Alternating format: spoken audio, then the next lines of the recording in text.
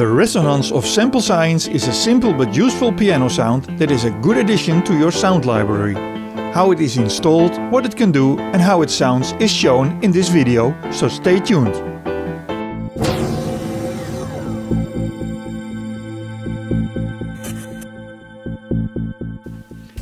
First, let me ask you to subscribe to this YouTube channel. If you subscribe, we will keep you updated on all the great free software and tools we review every week. The Resonance Piano plugin is designed by combining short acoustic piano attack samples and the physical modeling of a piano body, which makes it an interesting plugin to listen to. First, let's have a look on how to install it.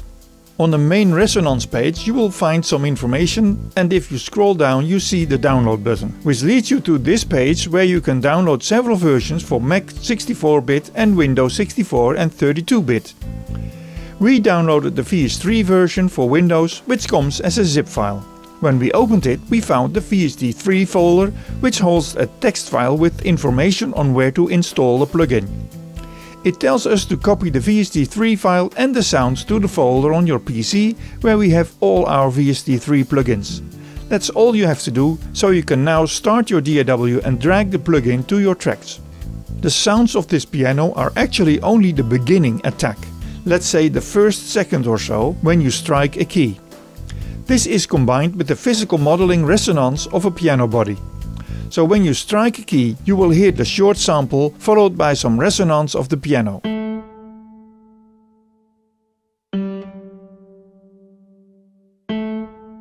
Which doesn't make it a real great piano sound to play slow music pieces on, but it's great for short notes in fast music. At the top left you see the LFO section where you can select the waveform of the LFO, what it should affect, like the panorama, the pitch or the expression.